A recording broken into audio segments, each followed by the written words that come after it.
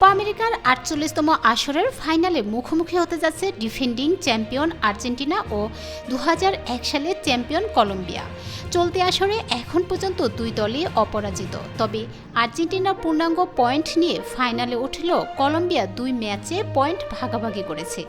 Colombia এখন পর্যন্ত ২৮ match অপরাজিত রয়েছে, অন্যদিকে আর্জেন্টিনা অপরাজিত রয়েছে ১০ ম্যাচ। সোমবার ১৫ জুলাই মায়ামির হার্ড রক স্টেডিয়ামে বাংলাদেশ সময় সকাল ৬টায় মুখোমুখি হবে দুদল। আলবিসেলেস্তারা সবশেষ ২০২৬ বিশ্বকাপের লাতিন আমেরিকা অঞ্চলের বাছাই পর্বের ম্যাচে উরুগুয়ের কাছে ২-০ গোলে পরাজয় বরণ করে, যে ম্যাচটি অনুষ্ঠিত হয়েছিল ২০২৩ সালের ১৭ নভেম্বর। অন্যদিকে কলম্বিয়া সবশেষ ম্যাচ হেরেছিল ২০২২ সালের ২ ফেব্রুয়ারি বিশ্বকাপ বাছাই পর্বে আর্জেন্টিনার বিপক্ষে ম্যাচে। এরপর থেকে তারা অপরাজয়। আর্জেন্টিনা কোপার পরপর দু আসরে ফাইনালে উঠলেও কলম্বিয়াকে স্বপ্নের ফাইনালে উঠতে অপেক্ষা করতে হয়েছে ২৩ বছর। তাই এই ফাইনালটি তারা স্মরণীয় করে রাখতে চাইবে। তবে প্রতিপক্ষ যে আর্জেন্টিনা, তাই কঠিন লড়াই অপেক্ষা করছে তাদের জন্য। তবে এমন ফাইনালে আর্জেন্টিনার মুখোমুখি হওয়ার আগে কলম্বিয়া ৩০ বছর আগের এক ইতিহাস থেকে অনুপ্রেরণা নিতেই পারে, যেখানে কলম্বিয়া ৫-০ গোলে বিধ্বস্ত করেছিল আর্জেন্টিনাকে।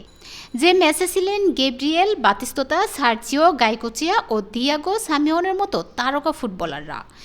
১৯৯৩ সালের ৫ সেপ্টেম্বর ঘটনা।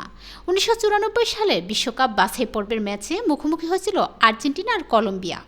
ঘরের মাঠ মনুমেন্টাল স্টেডিয়ামে সেই ম্যাচে আর্জেন্টিনা ৫-০ গোলে স্রেফ উড়িয়ে দেয়। সেটাই ছিল ঘরের মাঠে বিশ্বকাপ বাছাইয়ের আর্জেন্টিনার প্রথম পরাজয়। এই জয়ে দক্ষিণ আমেরিকা অঞ্চলের গ্রুপে থেকে বিশ্বকাপের মূল পর্বে চলে যায় কলম্বিয়া।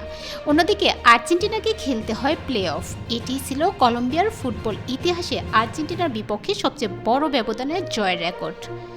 কলম্বিয়ার কাছে এমন বিধ্বস্ত হওয়ার পর ১৯৯৪ বিশ্বকাপে আলবিসেলেস্তারা কোয়ালিফাই করা নিয়েই দুশ্চিন্তায় পড়ে যায়। সেই ম্যাচে দর্শক হিসেবে মাঠে উপস্থিত ছিলেন মাদক গ্রহণের দায়ে নিষেধাজ্ঞা কাটিয়ে ফেরা আর্জেন্টাইন কিংবদন্তি দিয়াগো ম্যারাডোনা। বাছাই পর্বে প্লে অফে আর্জেন্টিনার প্রতিপক্ষ হিসেবে পায় অস্ট্রেলিয়াকে। সেই ম্যাচে ম্যারাডোনা অধিনায়ক হিসেবে মাঠে নামেন। আলেকজান্ডার তাবিনের একমাত্র গোলে বিশ্বকাপের মূল পর্ব নিশ্চিত করে আর্জেন্টিনা। তবে সেই বিশ্বকাপ খেলতে গেলেও মাদক গ্রহণের দায়ে ফের নিষিদ্ধ হন ম্যারাডোনা।